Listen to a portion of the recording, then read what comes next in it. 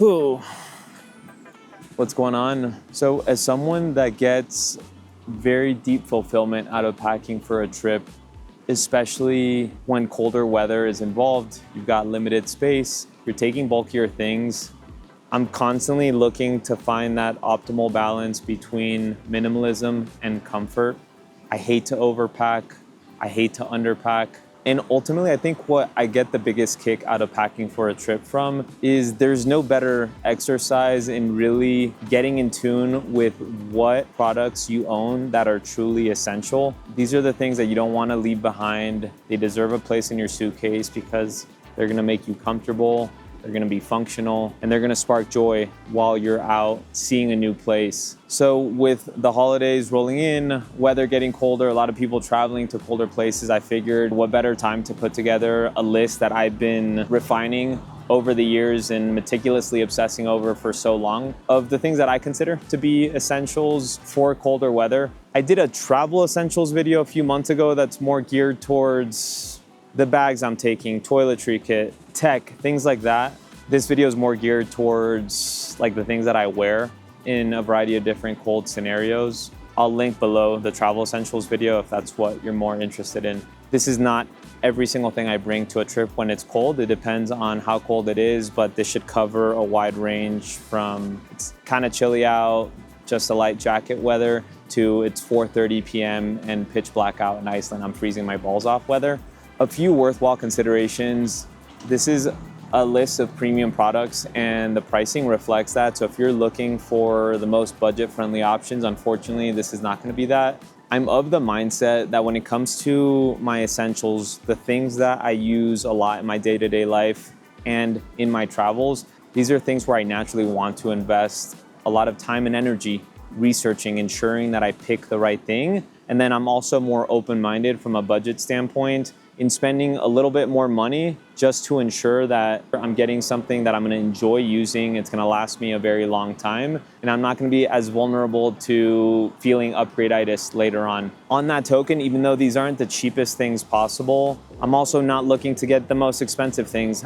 When it comes to products, I'm always trying to identify those inflection points right before diminishing returns kick in. And there's usually a few different inflection points, and it's just finding that inflection point that falls within a price point that psychologically and financially I feel comfortable with. Second thing is there's this acronym in the watch world, GADA or GADA, which stands for Go Anywhere, Do Anything. And it's in reference to like finding that watch that's gonna be incredibly versatile, that you can wear it across a variety of different scenarios. It's rugged enough that you can take it on an adventure. It's classy enough that you can wear it in a professional setting or even a wedding. I try to apply that mentality with the products that I'm looking for, especially my essentials, the things that I travel with. I look for things that are versatile in that they are comfortable, they're functional, they look good, not too technical, not too fancy, just somewhere in between. That way I don't have to pack for a lot of different scenarios that I might be in. All of my clothing, for the most part, will work in most scenarios. So you'll see that theme throughout the list. And I think most importantly, finding products that have a timeless aesthetic, things that the longer I have them, the cooler that they get, the more I appreciate them. Because in the end of the day, I wanna buy less things, just buy more things that I can create a lot of memories with. And then the last thing is, I'd say probably like 80% of the things on this list I paid for with my own money. Whatever's been gifted to me by brands that I collaborate with. Look, it was hard enough trimming this list down to where I put it. I'm not gonna throw something in here just because it was gifted to me. These are all things that, for the most part, I've had for many years. If I lost any of them, I wouldn't feel the need to research if there's a better one out there. I know that they work perfectly for me, and I would happily pay for them with my own money to replace them. So with that being said, let's get into it.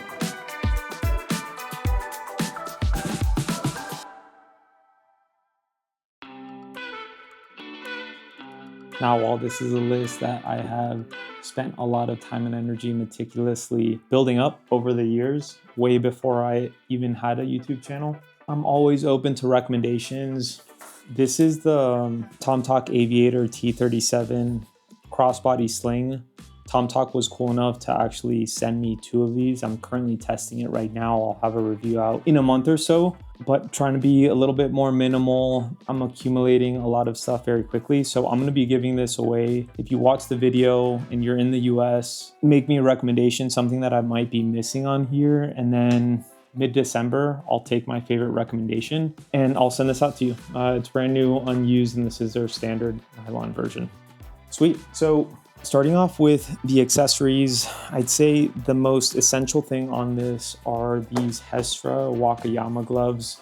I've had them for 9 years all in all. These I've had for 2 years and they were replaced. The only reason why they were replaced is because the previous version of these, there's a wool terry liner, which is what keeps your hands nice and comfortable and warm. Over time that pilled, but it was fully integrated in the previous ones, whereas now it is very easily removable, which is nice. So once this deteriorates enough, I'll just replace the liner. Hestra is a Swedish brand. They've been around forever. And I love the fact that literally all that they make are gloves. They just decided, hey, we are gonna make incredibly well-made gloves that are gonna last you forever.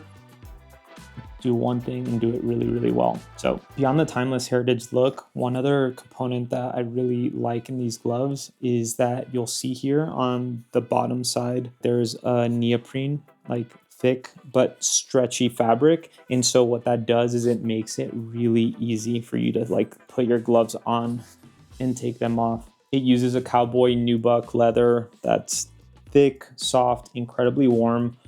I went to Iceland in 2016 and it was November, the coldest cold I've ever experienced. And when I think back at, like some of the moments that I had where I was like, even with all my layers, just the cold still found a way in. My hands were never cold with these gloves. After that trip, I was just like, I will never need anything else again to keep my hands warm. I also love the fact that despite the fact that they are thick, like you have good dexterity. I ride a motorcycle and I like riding like, in the fall, spring, and then also in the winter, like here in Utah, we have like a lot of sun. And so I'll go on some colder days as well. And this is what I'm rocking. The beautiful thing about leather is that you can maintain it, just clean and condition it. And it does really, really well with rain. So I've gotten rained on intensely while I'm riding my motorcycle. Keeps my hands dry and comfortable. Next is a neck gaiter. There's so many options out there, but I've had this thing for 6-7 years. This is a smart wool, 100% merino wool neck warmer. I love it because it's a good thickness, not too thin, not too thick, and it just folds up really small. So usually my neck is one of the areas that when it's warm and my hands are warm, my ears are warm, I'm in a good place. But usually it's like one of the first things that overheats once I'm like walking pretty active. I love that because it's thin enough, I can just remove it and throw it in a jacket pocket, especially when I'm traveling. Like, well, yes, a scarf is going to provide you with overall more warmth. They're also kind of a pain carrying them around when you're getting a little too warm. Next on the list are these Valen Heron Glacier glasses. Aesthetically, these are very much either you love them or you hate them. I freaking love them. I feel like when I'm wearing them, someone probably thinks I just got back from some crazy alpine expedition. They have that old school mountaineer look to them, but they're highly functional in the winter. So living in Utah, whether we go up to the mountains to ski or whatever it is that I might be doing outside where I'm a little bit more active, there's a few really cool things about it. The lenses are this shatterproof polycarbonate material. So, I mean, they're incredibly tough. You get this genuine leather side flaps, which keeps wind from getting in your eyes. So when it gets really cold, just that air getting in there, drying out your eyes. I don't wear these exclusively in the winter time. I also, when we go to southern Utah, like Moab, Zion, places like that, going on hikes, I love the fact that it keeps dust out. The sun is intense, so it blocks out the sun from the sides. But also, they're very malleable. So you'll see here where they hook around your ears, you can get it so that it fits super snugly, right? So that like you can do crazy stuff and they're not going anywhere. So for any activity like skiing in the spring, love to rock these, and also like just going on hikes and stuff like that. These are Cat 4 protection, which pretty much blocks out 92 to 95% of sunlight from getting in there as well. So like that winter sun hits really, really intensely in Utah. I'd say the only drawbacks of glacier glasses are, one, just taking them off is not as easy, especially if you're wearing a hat. It's like, you can do it one-handed, but it's like a whole thing. Same like putting them on. There's just a little bit of MacGyverage that happens. And then the other component is because you have these leather flaps that block your peripheral vision, driving with them is not as confidence-inspiring, just not having that full visibility. To me, watches are about as essential as it gets. I think beyond the very simplistic functionality that they offer, really to me, my connection with watches roots from the fact that I can't think of a product category, something that is kind of like an extension of who you are, that tells as compelling of a story as effectively about who someone is, what they might be into, by just the watch that they're wearing. And also there's like a permanence about watches. Once you're spending like $500 and up, and you don't need to, like there's a lot of cheap watches that will last for generations to come, but out of everything that I'll talk about, the one thing that I'm confident will hopefully be passed down for generations, and if it does, will outlive everything else that I'm talking about.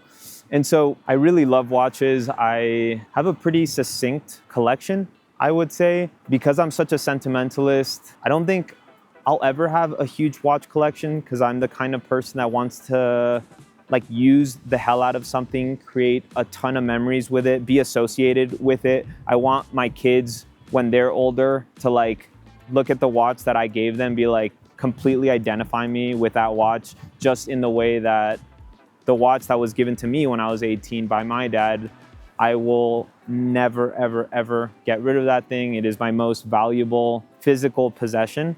That's not a human being. Now, when it comes to finding your ultimate go anywhere, do anything watch, you can really find it within any style of watch, whether it's a tool watch, dive watch, pilot watch, etc.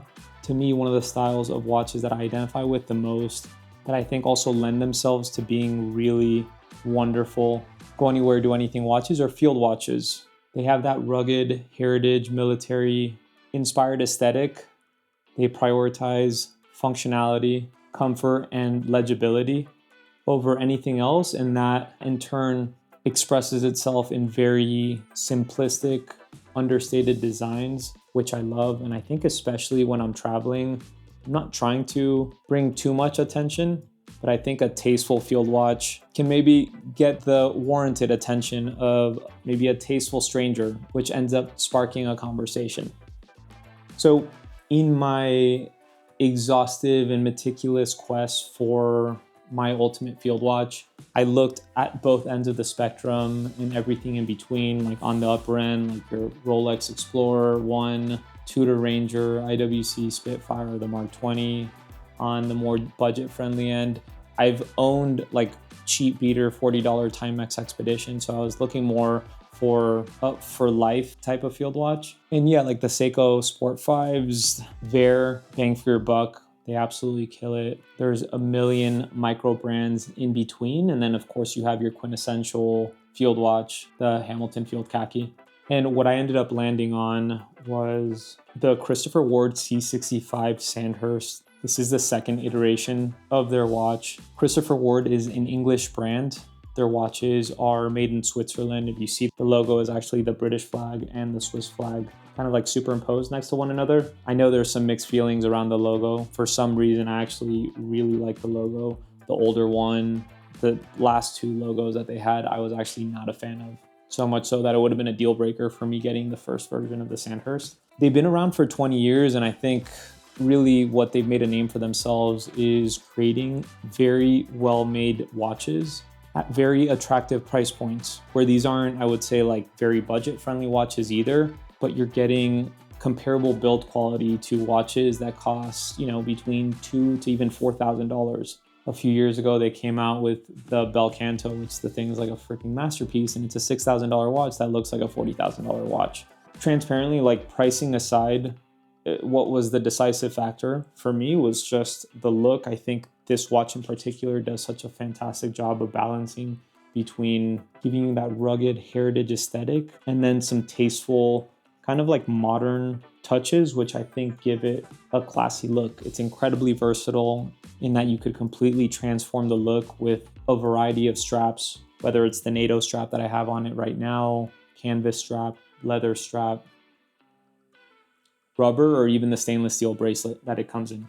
Beyond the look, which is of course a really personal thing, I was looking for a 38 to 39 millimeter case diameter. I think it makes for the most ideally proportionate size. On my wrist, I have a 7-inch wrist. Beyond the proportions on my wrist, the lug to lug length, it's just a really comfortable watch, which is a massive priority for me. And then beyond that, it checked off all the boxes that I needed, plus more in that sapphire crystal, which of course at this price point you would expect it.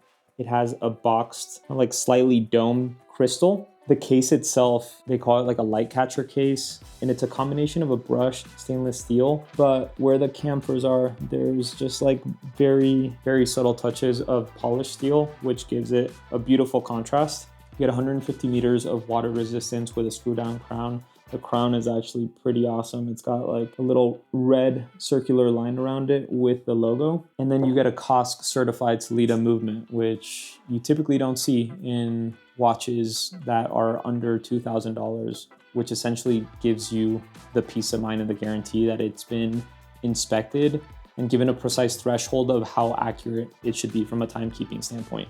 And then on the backside of the watch, you get the British Army like stamp of approval essentially, which who knows, I'm sure it's definitely like marketing to some extent, but in the end of the day, the British government had to say we have an official relationship with you of some sort. But you get a little crown with a couple of swords, which I think looks nice. And this is a watch that's inspired from the Smiths W10, which was also very much a quintessential field watch. They supplied the watches for the British military like in the late 60s. So anyways, there's the watch. I did my summer essentials video, the Max Bill, which I think is also a fantastic watch, incredibly versatile. You can dress it up, dress it down.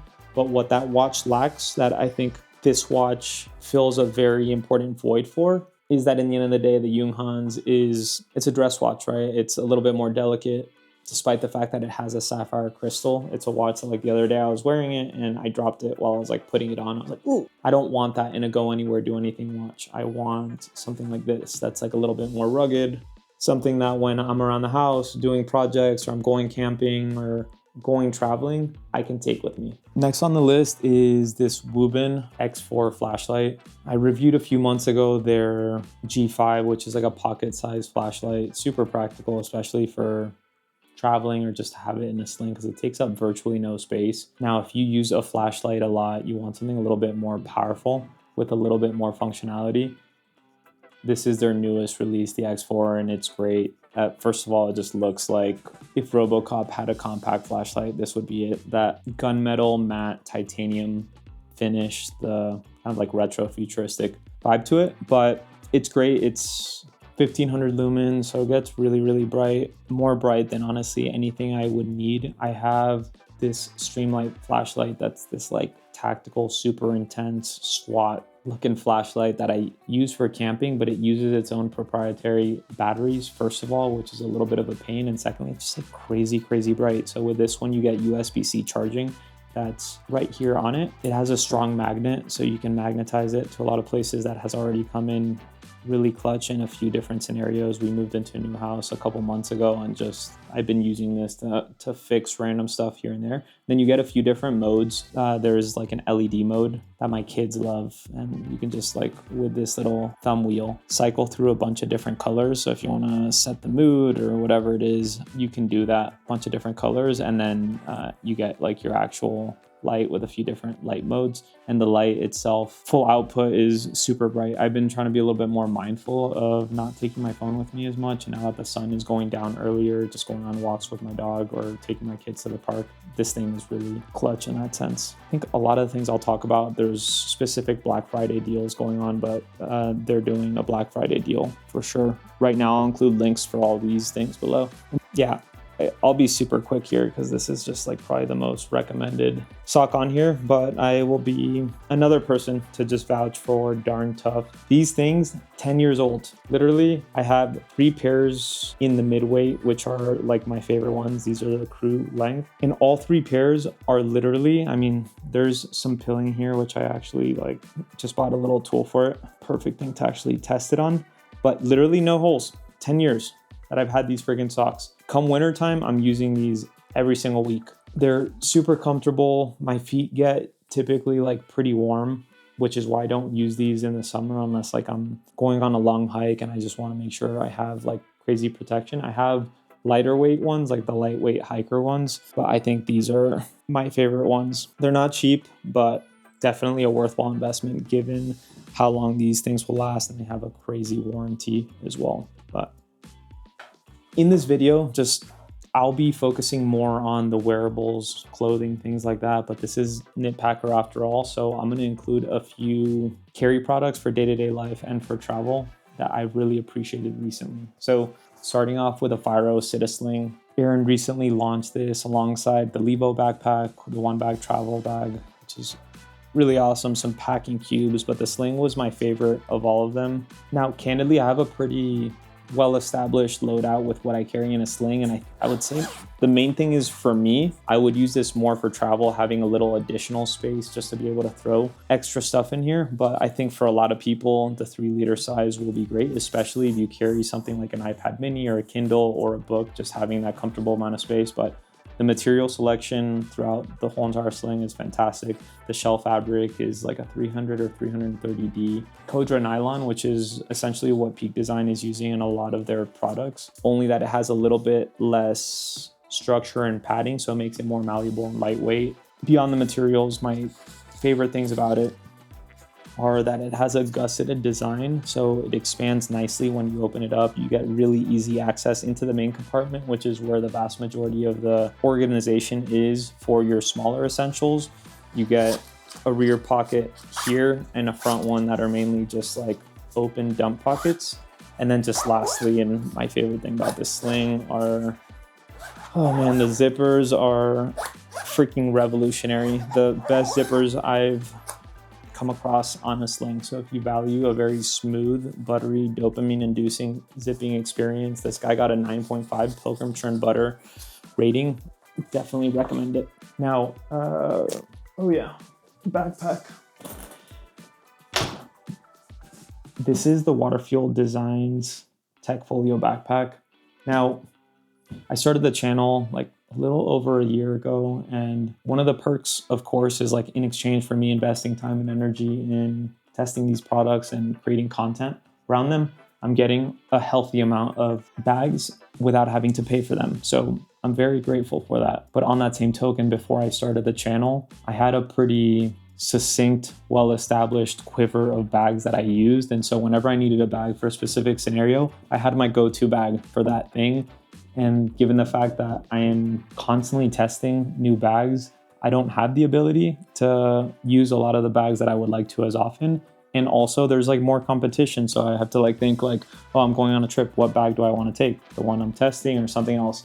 I had an impromptu trip to Miami this past week, and I really enjoyed using this bag a ton when I reviewed it, but I haven't had the chance to use it as much. And like, let me take this thing. I think it also works really well with the theme of today's video, where I'm going to be highlighting a lot of products that are heritage, timeless, just built to last. And I think of the bags that I have, this is one of my favorite ones. A lot of it just comes from the materials that they're using. A really heavy duty full grain leather that's beautiful, and as you can see already, a lot of personality with scuffs and patina. And then 15-ounce Martexan waxed shell, which is like super tough, super rugged. What I love about this backpack, it's 19 liters. By the way, if you haven't heard of Waterfield Designs, Gary Waterfield, the guy who founded the company, who's the brains behind the operation, he's been making bags for 20 years. They do zero advertising. And so it's very much like, if you know, you know, they have a cult-like loyalist following. And these bags are handmade in their shop in San Francisco. But what I love about this bag is that if you look at some of the other bags in the heritage space, whether it's like the Filson Journeyman, some of the Frost River or Bradley Mountain bags, Nutsack, Track, etc. There's a bunch of them. They're very much purist in that they're using the materials that they are, but then they're typically lacking some of the creature comforts that we have in modern bags. I think primarily some of the organization that you get that's more suited to the modern human being, right? Carrying tech and things like that. And then secondly, the comfort. And this is a bag that, given the materials it uses, it's not lightweight. It's like 3.5 pounds, around there. So it's not super lightweight, but I find that the straps and the back padding are very comfortable relative to its weight. But yeah, beyond the look that it's either you love it or you hate it, these PU coated zippers, which were, and I talk about it in my video, they're incredibly smooth. It was a slight nitpick because it's the only material on here that I don't know if it'll outlast the other things on here. I mean, it won't, but this guy's been making bags since I was a teenager. I trust his decisions, but you get just really fantastic, like almost too much organization in the bag. The materials feel great, but kind of in like an old school way, like in a way where like these materials were very ahead of their time, I'm sure at some point, and now they just feel like they get the job done without being like overly modern and technical. But the other thing I really like is like I was traveling with it, and oftentimes you get a dedicated laptop compartment separate from the main compartment, but having it together and the way it's laid out, when I needed to snag things from my bag while I was on the plane, like my tablet, my over-the-ear headphones, snacks, water bottle, just having easy access top down for all of those things is something that I really appreciated. So, and then the last thing I love about the Tech Folio is just this magnetic quick access pocket. Like it's really the only pocket that you have, but it just truly functional. Love the magnet, and your hand fits in here really comfortably. So the things that you truly need to access very frequently, it's a fantastic way of getting in and out of it. Freaking love this bag. You put it back where it belongs. And then the last thing, just because it's winter, got 2 kids, and anytime we do anything, it involves, that involves being outside, a lot of layers. I reviewed this recently, but this is the Specialist System Duffel. It's called the System Duffel because it has kind of like an origami configuration modularity to it. Right now I have it in probably the mode I use. Well, I've been using it more now, but it looks kind of like a tote, but it looks a lot bigger. But the one that I like is where you just clip it on to the sides, and then it just makes it a lot more compact. It's not cheap. It's like $350, but it's the attention to detail. It looks like there were no compromises made, whether it's the riveted leather handles, the fact that they're using my favorite technical shell material, which is the Challenge Eco Pack. It's 55 liters, but you can make it bigger, flatter. There's essentially like 4 different configurations they could use. The liner material is top notch and just fits a crazy amount. I filmed parts of this video outside, and I took like the vast majority of the layers that I am showing this video, and they all fit in here, which is really, really crazy. And then similar to Tech Folio, you just have one quick access pocket here in the front, and it's magnetic, which is really nice and easy to get into. So next on the list is footwear. Start off with what I pretty much use every single day during the winter, and it's the Birkenstock Bostons. These are my old pair that I had for 6 years, and actually this winter, fall, are we even full on winter yet? Entering this winter, I finally replaced them.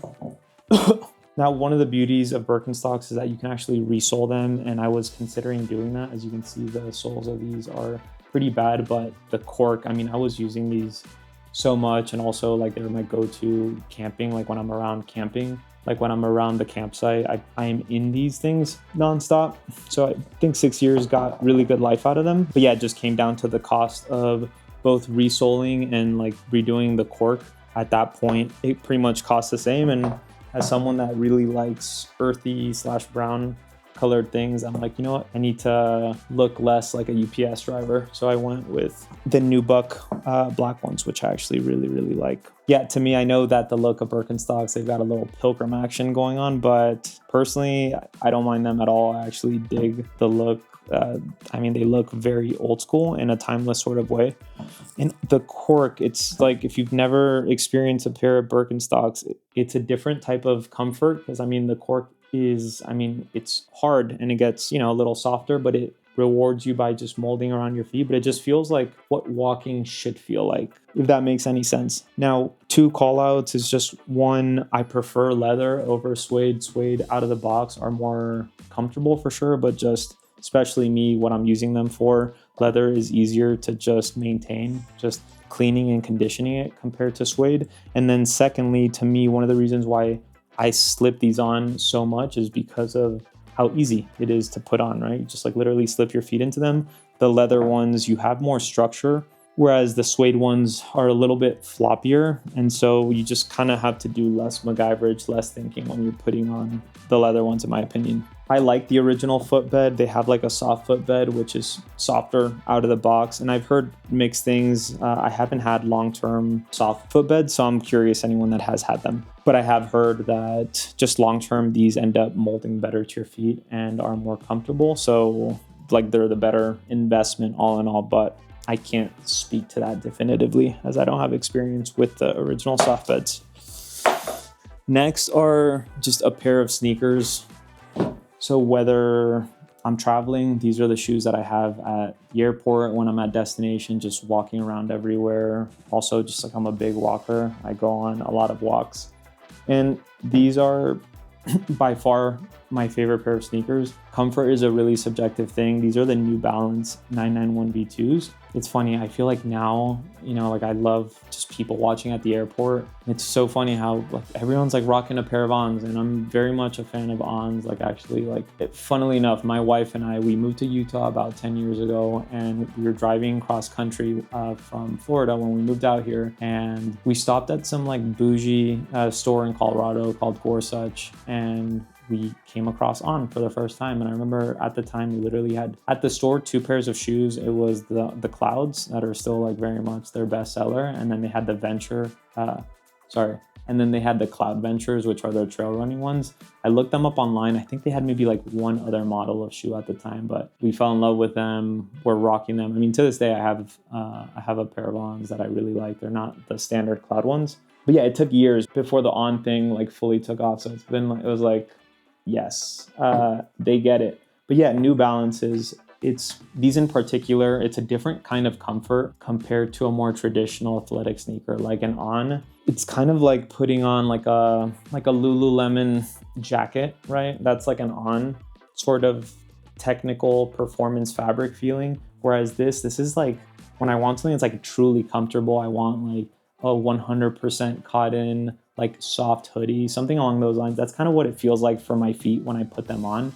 And the support for all day comfort is insane. So when I took these to Granada last spring, we were walking everywhere, cobblestone. And this is what was on my feet like 95% of the time. And I honestly, like whenever these give out, I'm going to get another pair. I have a pair of 990 V6s, which are also very, very comfortable.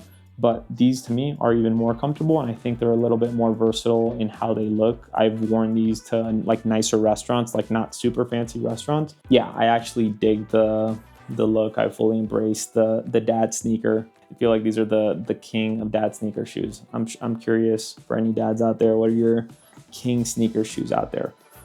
I also bring them up because they have a suede upper, a lot of suede. They're still very breathable, but they keep my feet warm for the most part. Like it has to be really cold for me to like feel that cold air where I'm feeling uncomfortable.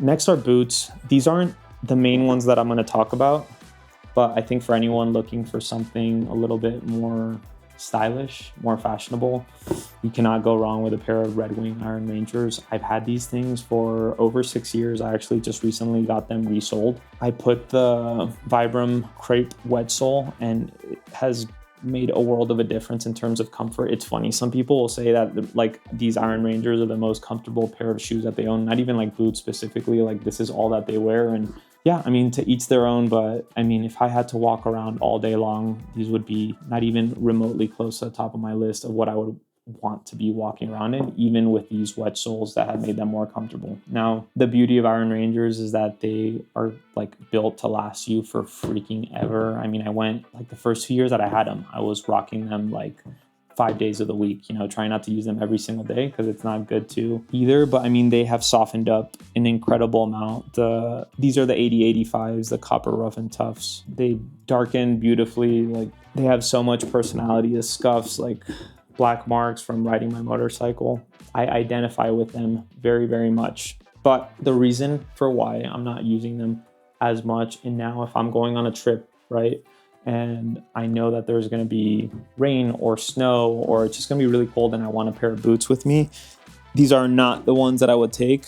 You told me you could only take one pair of shoes with you, period. Without a doubt, it would be these guys.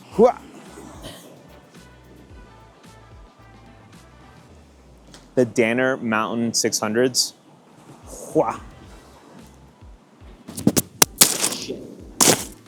Uh-oh.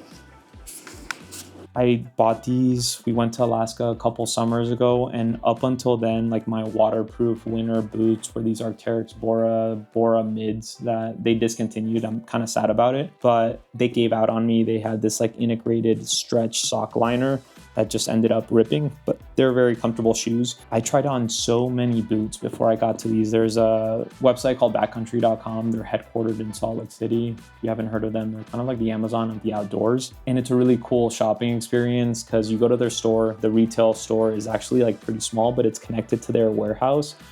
It's lined up with computers and little papers, and you just put like, hey, I want these boots in this size and this color. It can be for anything that they have. So, I mean, the pro move is do your research before you get there. And I literally I was there for like 3 hours trying on pretty much every pair of boots that I was remotely interested in.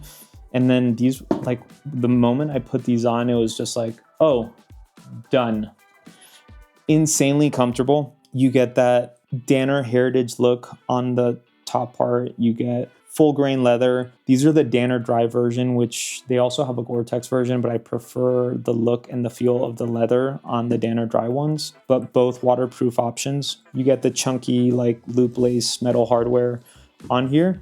They're like relatively light given how much support and the fact that they're like full grain leather boots, but the Vibram sole is incredibly comfortable. You get the Danner warranty and you can actually resole these just like you can the Red Wings as well, but you get that all-day comfort, you get protection from the elements, and you get something that is versatile and that you can, wear it hiking or you can wear it at a nice restaurant as well. Yeah, the other day I was like meeting up with some friends to grab dinner and I went to put on the Iron Rangers, and like as I'm about to like tie them, I'm like, no. And I just like put on the Danners. Freaking comfort, man, and getting old. What can I tell you? So that's it with the footwear. All right, so for base layers, these are the Odlo, like POW Blackcomb pants. Excuse all the freaking dog hairs. I'm one that like my legs don't get nearly as cold as other parts of my body.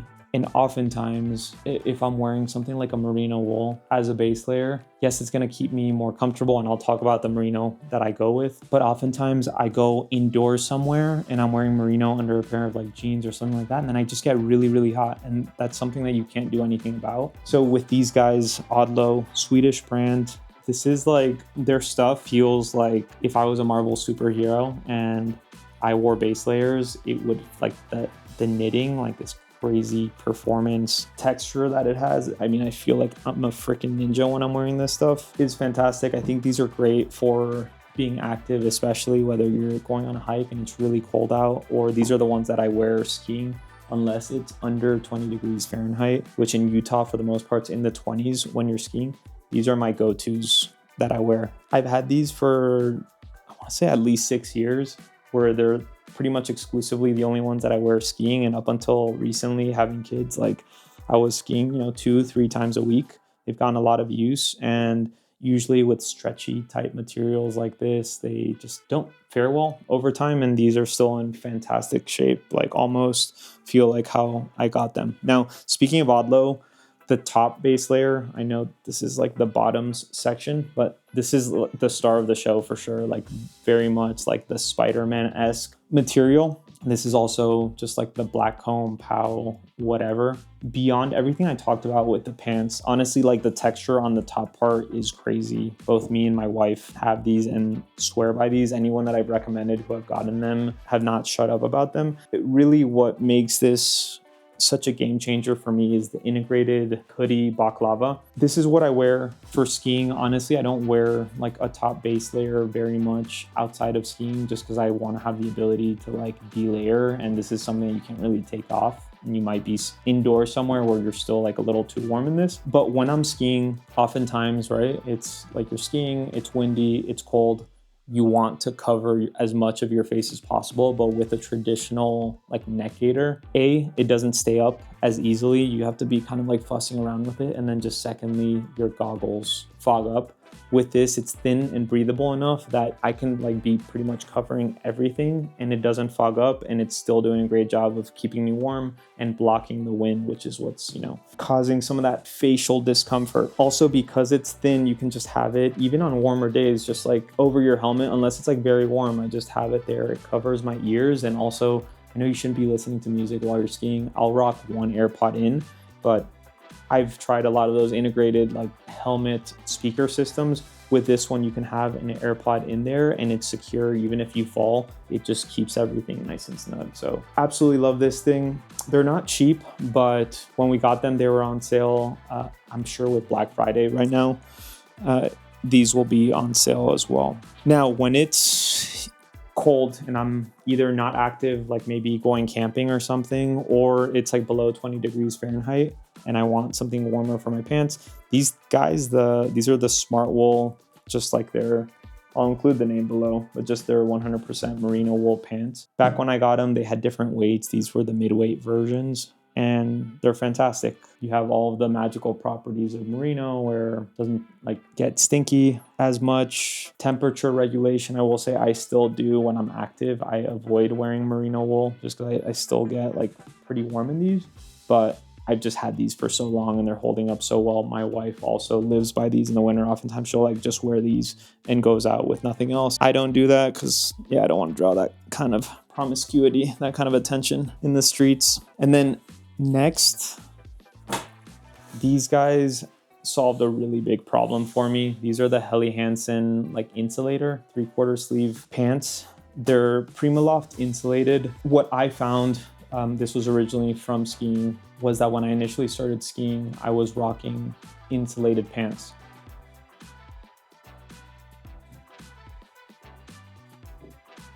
I'm filming. Baby, hey.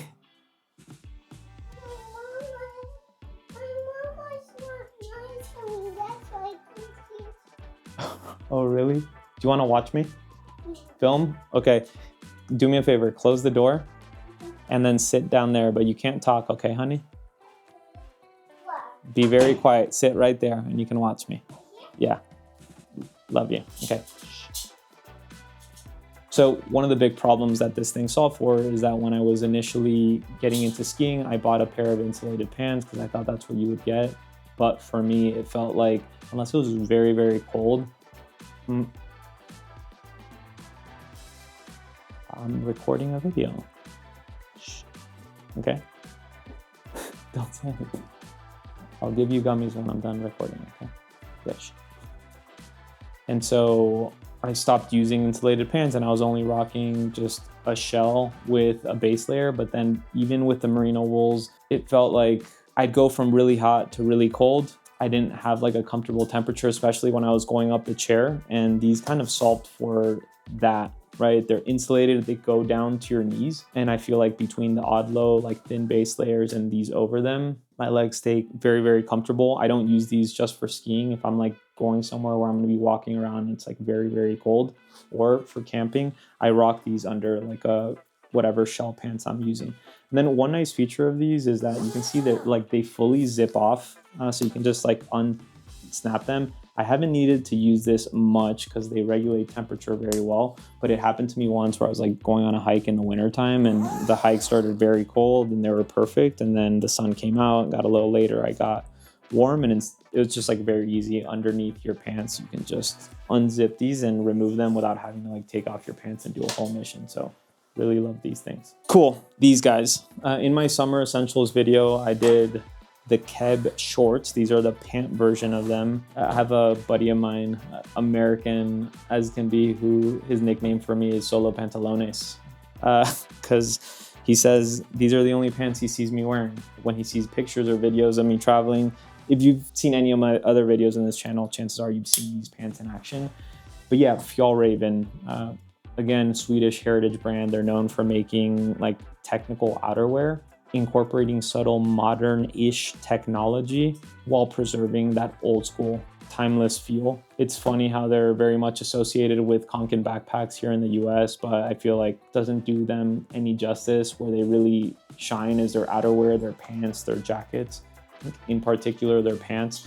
I have 3 pairs of their pants. I have the Vita Pros that I've had for 10 years, a pair of Greenland ones, but the ones I've used the most are these. And what I love the most about the Keb trousers is that you get a combination of their like proprietary in-house G1000 material, which on the Vita Pros you get everywhere. That gives you like good reinforcement in areas like in this one here, all throughout the knees going down, and then on the back part, like where your butt is, wherever you want that additional reinforcement. But then you have this nice premium like stretchy nylon material to give you like really good comfort and mobility. When it starts getting colder out, you just wax these, which I think I'm due for a waxing. I usually wax them once a year, and it just helps block out the wind, makes them more weather resistant as well. And you also have a few zippered pockets here for when it gets like too warm. And then lastly, like the pockets are great. You get one that's just an open pocket, and then you get one zippered pocket. So for me, especially when I'm traveling, like having one zippered pocket is fantastic for my more valuable stuff, or like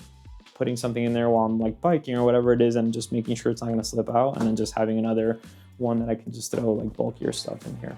The last pants, I'm actually wearing them right now. These are the Oni 679ZR Secret Denim. They are 20 ounces of raw Japanese denim. Oni is like in the Japanese raw denim world, I would say not one of the first ones that you would hear about, but it's also not a super obscure one. But one of the reasons why I really like these is because Oni in general is known for these like crazy textures that they're able to magically create. And these have like a loose slubby weave. The slub makes it look like it gives it these like snowflake speckled kind of looks. The more you wear them, the more they reward you with personality.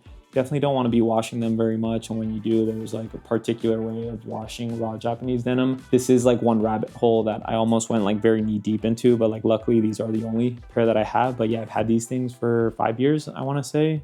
Yeah, 6 years I've had these things, and they feel absolutely indestructible. At 20 ounces, they're thick enough that off like in the winter time, usually I'm not wearing a base layer under them, but they're also, because of that loose weave, they're breathable enough that usually I do strongly believe that most people should own one pair of raw Japanese denim pants. Go on your little spiritual journey, finding whichever ones you identify with the most. Go with a reputable company. And yeah, I mean, yes, you can buy a pair of Levi's for $50, $60, but I mean, these things, I don't know. I like to buy things and create memories and attach to them so that I can have them as long as possible and give it as much character as possible. And honestly, by the looks of it, I don't think I'm gonna have any issues having these for I mean, at least another decade. I'll keep you posted here, but really, really nice. So that's it with the pants. I'll start off with what I'm actually wearing. This is the Barent sweater from Finisterre. Finisterre is a brand out of the UK from Cornwall. Their whole like branding, marketing is geared towards surfers, but I would say very classy surfers. This is a sweater that I feel like I'm in a coastal English small town psych thriller, and I'm just sitting in a pub. It's raining really hard outside. It's cold. I'm by a fire and I'm just drinking a malty pint of some delicious dark beer, trying to figure out who the serial killer is. But yeah, I have been wearing this more than anything else that I'll talk about here. It's just fits so well. I love the raw rolled edges for both the collar and the cuffs. This is made primarily with wool, and then it's got a little bit of polyamide to give it structure.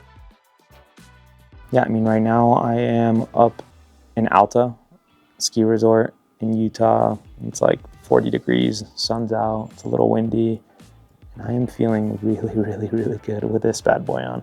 I feel like if it's between 30s and 40s, I can pretty much between this and an outer shell jacket, like a wax canvas or a leather jacket, I'm good. So I have a lot of particularities when it comes to textures, fabrics. I'm a weirdo. Like, I've been cutting my hair since I was 18 years old, and one of the reasons why I started cutting my own hair is because I hated the feeling of like getting out of the barber and just like having those micro hairs in my back. I would literally have like a dedicated shirt just for haircuts because I know those hairs probably get washed off. But if you go into my closet and you look at any shirt, sweater, I've removed the tags from all of them just because that interaction with my neck. And I bring that up because wool is a fabric I'm not alone in. I think it's probably like the pickles of fabrics, in that it's either you hate it or you love it. And most of my life, I just couldn't do wool, right? The scratchiness just doesn't do it for me. And that was until this guy came along. But when I put this on, it was probably the softest wool I've ever experienced. That's not like a merino wool. It still had, I mean, it's actual hairs, right? So it did have a little bit of that coarseness, like that scratchiness. But I could just tell, I don't know why, that it was gonna work out for me. I soaked it in water with a little bit of conditioner, and then I also ended up like just washing it and letting it air dry with wool specific shampoo. Between that and just wearing it a lot, it has softened up like a crazy amount. Like, it has zero scratchiness whatsoever. But because of that loose weave, it just breathes really, really well. I think it makes for a perfect mid layer, and that I can be rocking it with a jacket over it and then go inside somewhere, take off the jacket, but still be really comfortable on this, which is one of the reasons why I've been using it so much. Like, indoors, I don't feel too warm or too cold. It's really good at regulating temperature.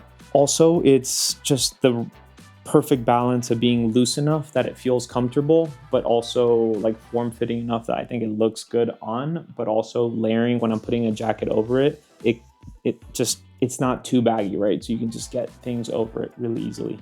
Now, the other sweater from Finisterre that I also really, really like is their Mora knit sweater. This one is merino wool, and it's definitely thicker. I would say when I am going outside and doing anything outside, I'd lean towards this one for sure. But if I'm just like at home and like feeling really lazy, I'm gonna be on the couch watching TV, something along those lines, this one is a little looser, a little baggier. It just has more of that, like, I just want to be like warm and cozy and useless. Feeling incredibly good quality.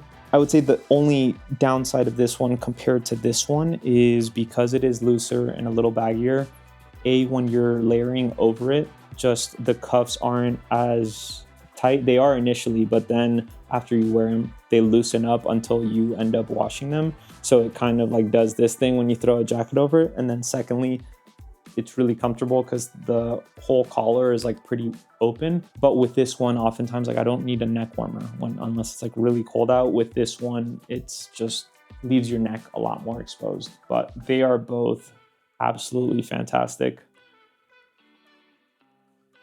And I think the cost to value is pretty great. Look at that bad boy. It's like a freaking blanket. So next, flannel. Now this is a little bit of a sore subject. This is the Madewell mid-weight flannel. I don't lose things, or very rarely do I lose things, but we moved recently, and the one thing that I haven't been able to find is my other mid-weight flannel from Madewell. Every season they have like 2, maybe 3 different variations of them, and like the other one I have is from like 3 years ago. Like, I'm not gonna be able to ever find it again. I pray to God that thing shows up, but I'm a flannel fanatic. I wear flannel pretty much like year round, but of course, like in the winter time, pretty essential. I will say Madewell is a brand that I associate. I mean, I think they started off mainly making stuff for women. They have a store by where I live, and the collection of stuff that they have for men is pretty succinct, but I've been really impressed by a lot of the stuff that they've made. Some of the stuff, not so much. Love their t-shirts, but their flannels. The one call out, I think this flannel is like $130. Madewell is a brand that they just do so many sales. That's one thing that kind of annoys me about just a lot of these brands, where it's like, hey, they price everything taking into consideration that they're going to do a lot of aggressive sales throughout the year. So when I got this was like literally on their 20% off on top of like a 40% off, and they do like crazy sales like that all the time. So like, for how much I love it and for how much I've used it, like, would I pay $130? Probably, but I would also never, because I know that I can just like be patient and get one on sale. But yeah, I got both. I want to say I got them for like $60, and just the fabric has such a nice textured, it's got a good weight, it's soft, but it feels like tough and timeless. And I also really like that Madewell, like their collars, like they do interesting type thing. This one has almost kind of like a jackety thing going on, but yeah, the freaking feels really nice. I hope I can find the other one. All right, next. Moving on to jackets. The jacket that I wear the most, it's the Arc'teryx Proton hoodie. This is the jacket that if I'm traveling anywhere where it's gonna be cold out, I don't have to like think for a millisecond as to whether or not I'm gonna bring it. It is just coming with me. Primaloft insulation, it's not too thick, it's not too thin. It breathes really well. You'll see that's a big theme in a lot of the things that I'm talking about, just because I like things that regulate temperature where I'm not gonna get too hot or too cold in them. But yeah, the warmth to weight ratio of this jacket is pretty hard to beat. One thing that I think Arc'teryx does really well that other companies are finally catching on to is just the actual fit, like having a more tapered, athletic type fit. Also really nice elastic cuffs, as you can see here. It kind of tapers to the bottom. Small backpack, you're traveling, whatever. This is like the perfect jacket to have on. And then if it ends up getting, I don't know why I'm folding it like crazy, sitting down, but if you end up not needing your jacket, I mean, this thing packs down to very little for how comfortable it is. So I would say when the weather is in the 30s, I can be in a t-shirt and just this, and I'm comfortable. It's like the perfect, I'm leaving the house, don't have to think about it, throw it on. If it's, I would say in the 20s to 30s, this is all in Fahrenheit, by the way, then I would say between having a t-shirt, this, and a jacket, that should cover most of my bases. But if it's like cloudy, no sun, and it's kind of windy, then I'll add something like this in between it, and I'm golden. I mean, pretty much between this, and an external shell, that should cover pretty much anything up to 20 degrees Fahrenheit. And then any colder, I should still be good with that, but I'll talk about like my it's super cold jacket.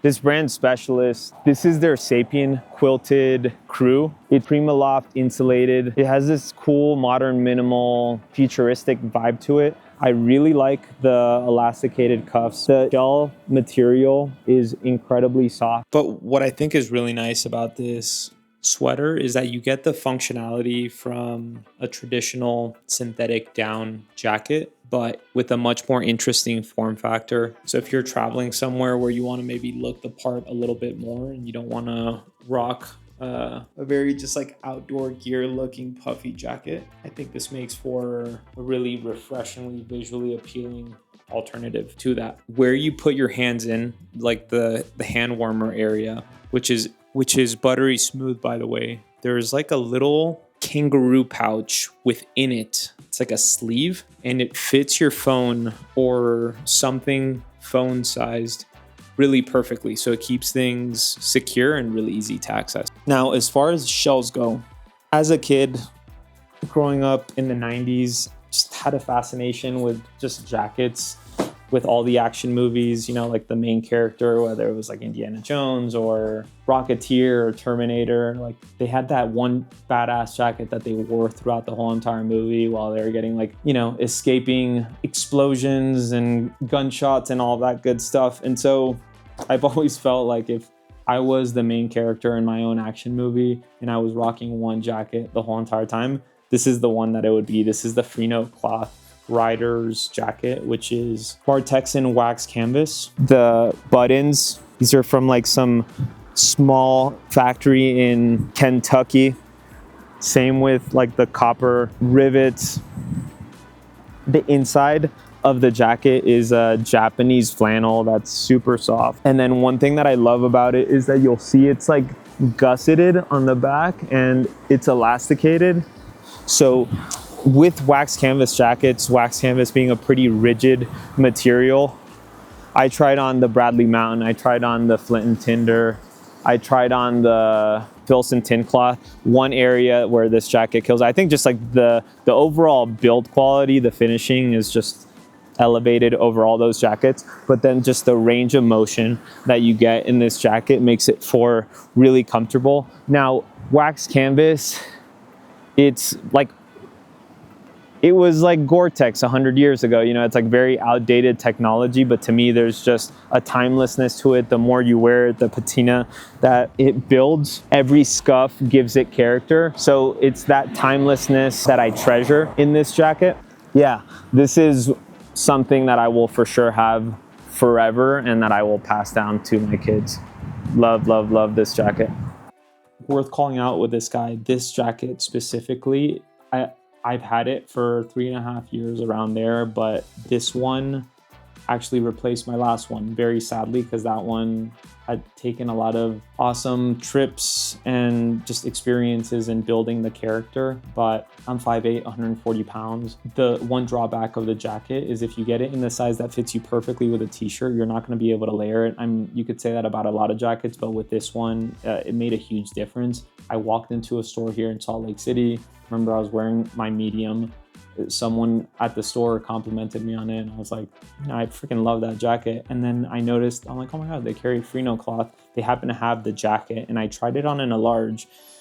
And yeah, long story short, I ended up selling my other jacket on eBay, buying this one on eBay. And now it's just, I'm going to be able to enjoy it a lot more, because previously, you know, there were a few weeks in the fall or in the spring where it was just perfect weather for a t-shirt and just that. But once you want to include a few things under it, the large is what I would recommend for sure. Sweet. And then as much as I freaking love this jacket, and it is, I would say, definitely like my favorite jacket, like period, functionality wise, my preferred shell, especially when I'm going traveling where I can only have one shell with me. This is the All Saints Luck leather jacket. Actually got very lucky with it. I was at Nordstrom last October. I was about to go to New York and I was just like looking at stuff and they had it in this size, 40% off. So the jacket's not cheap. I know in the leather community, there's kind of mixed feelings about All Saints, just more around like the overall cost to value. But at 40% off, I mean, it was an absolute no-brainer. I know a lot of people recommend Shot, and I will eventually own a Shot jacket. But so when I travel, I like to have one thicker shell fabric, something that if it rains, it does well, it blocks off the wind, but also something that is not so heavy and warm that I can wear it to the airport. Typically, these are things that are bulky enough that I don't want to have to throw them inside my suitcase. And to me, leather is fantastic.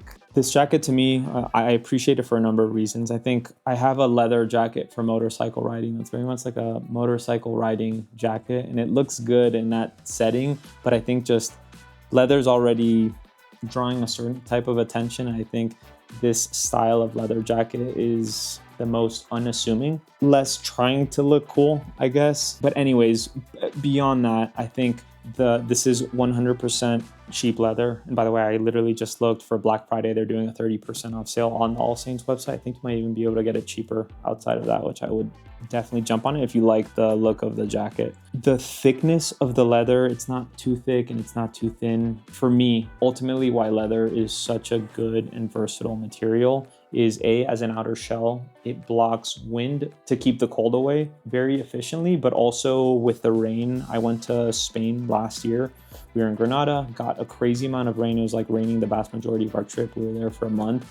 And I did bring like a rain shell jacket, like a technical one, but I literally only use this, and it never went all the way through, and it would dry out really, really quickly. So that I really like, but it also regulates temperature really well. So when I'm at an airport or in a train or whatever it is, I'll have a t-shirt and then just this, and it keeps me both cool and warm, like just comfortable all the time. And then compared to the Freenote wax canvas jacket, a few things that I think are functional improvements over is just having actual zippered pockets, right? That while I'm traveling, I can keep things more secure in there, and also just having an actual zipper rather than buttons when I want to button up, just a lot easier. So with this one, actually, same thing. I went with a large. Usually I'm a medium with jackets, but the medium would have been great if I didn't want to layer with it. Large ended up being perfect. The only thing is the sleeves were a little long. I actually didn't even get it tailored. I just bought snap buttons, and I just put one extra, like the female piece here for it, and so it just tightens here at the cuff and keeps the length exactly where I want it. Now the last jacket that I'll talk about, this is the when it's very, very cold jacket, or if I want to, like, you know, walk my dog and I'm wearing a t-shirt and I just want one thing that I put on that's gonna keep me as warm as possible. This is the cool Arctic down parka, 800 fill down, beautiful jacket. It's a combination of shearling in a few areas. That's really nice and supple, gives it contrast. And then you get wax cotton as well. I love like wax canvas, like waxing it myself is really therapeutic. But yeah, this jacket's just like super warm. Obviously it's bulky. When I travel, like I took this thing, and the reason why I bought it was when I went to Iceland, I knew I needed something that was going to keep me extra warm, especially when I was like out and about trying to see the northern lights, not being super active. The downside with parkas is like if you're in a car and you're driving, you don't have to take it off, but because it's so long, it's just kind of like a bulky pain in the butt to be driving with it. But yeah, this thing is exceptionally warm. I think it has a very like timeless heritage look to it, and then you have like a freaking plethora of pockets, both zippered and not, on the outside as well as on the inside of the jacket. And while it's not like crazy fancy, I think it's very much a go anywhere, do anything jacket that you can absolutely show up to a nice restaurant with it, or you can just be like wearing it casually around town and you're not gonna feel out of place with it. But yeah, that's pretty much it. Tell me, what did I miss?